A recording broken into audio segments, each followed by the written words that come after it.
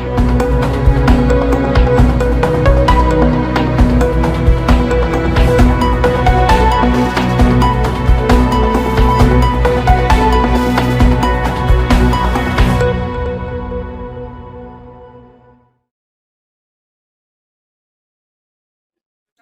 मैं मोंटू राजा anti corruption India से स्वागत है आपका।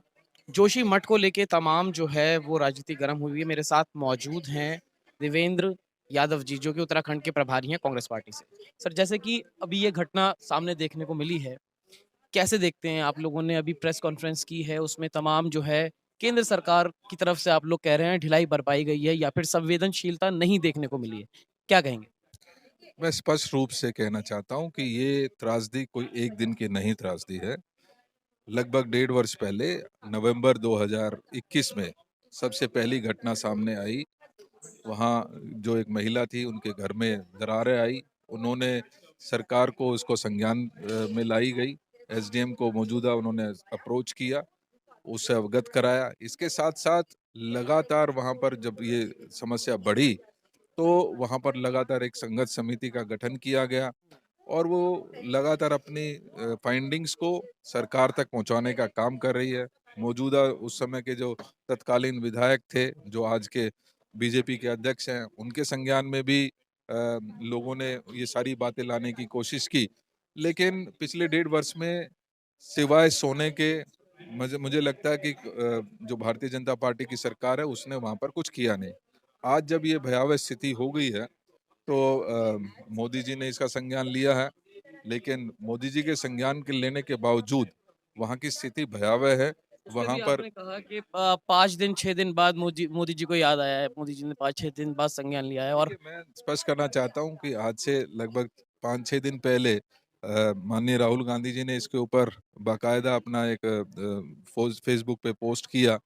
उसके पश्चात मोदी जी की नींद खुली है और खुलने के पश्चात कल मुख्यमंत्री वहां पहुंचे हैं। 2 घंटे की एक फौरी यात्रा उन्होंने वहां पर की है। लेकिन अगर मैं कहूं कि वहां के लोगों को क्या फायदा हुआ उस यात्रा का, तो मात्र 5,000 रुपए का कंपनसेशन उन्होंने देने का काम किया है। एक एक परिवार, जो पूरा 8-9 लोगों का परिवार होता है, उसको एक कमरे का एक होटल में ठहरा दिया गया है। उनको खाने की उचित व्यवस्थाएं नहीं है। इसको नेशनल डिजास्टर के रूप में अभी तक घोषित नहीं किया गया है और इसकी कोई परमानेंट सॉल्यूशन ढूंढने की तरफ कोई अभी तक स्टेप उठाए नहीं गए हैं। अभी तो ये भी निश्चित कहा ही ये नाकाफी है और कांग्रेस इसका संज्ञान ले रही है। लगातार हम वहाँ बने हुए हैं। हमारे सीनियर लीडर्स माननीय अध्यक्ष जी के नेतृत्व में वहाँ पर मौजूद हैं और कल कोशिश की जाएगी कि मुख्यमंत्री और राज्यपाल से भी मुलाकात कर कर इन समस्याओं से उनको अवगत कराएं। इसमें ये भी कहा जा रहा है कि जो आप लोग कह रहे हैं कि इसको आपदा घोषित करा जाए, लेकिन आपकी प्रेस ब्रीफिंग में ये भी कहा गया कि ये जो आपदा है, ये 1 दिन का नहीं है, ये पूरी प्लानिंग के साथ, क्योंकि वहाँ पे खुदाइयाँ सुरंग की होती रहीं, तमाम पहाड़ जो हैं वो काटे जाते रहे। तो ये पूरा प्लान था, एक तरह से कह सकते हैं कि मुनाफ़े के लिए ये जो लोगों की जान जोखिम में डाली जा रही है। ये मैन मेड एक डिजास्टर है और मैन मेड डिजास्टर इसलिए है क्योंकि यहाँ के जो आसपास के क्षेत्र है उसमें अंधाधुंध जिस तरीके से कंस्ट्रक्शन हुआ है, जिस तरीके से माइनिंग हुई है, जिस तरीके से टनल्स की एनटीपीसी सरकार द्वारा अलॉटेड एनटीपीसी की टनल्स को बनाया जा रहा है, उसमें अनकंट्रोल्ड ब्लास्ट हो रहे हैं। तो कहीं ना कहीं ये इंगित करता है कि ये जो सरकार है उसकी लापरवाही रही है। उसने कभी इसकी तरफ ध्यान नहीं दिया, जिसकी वजह से आज ये स्थिति भयावह हो गई है। अच्छा, आखिरी सवाल ये है यादव जी कि तमाम कुछ लोग ये भी कह रहे हैं कि इस डिज़ास्टर में कई मंदिर जो हैं वो भी ध्वस्त हो गए, एक तरह से कहा जाएगा। देश के अंदर जो मौजूदा सरकार है उसे हिंदूवादी सरकार कहा जाता है। तमाम मंदिर जो ध्वस्त हुए हैं उसके बाद भी सरकार संज्ञान नहीं लेती है।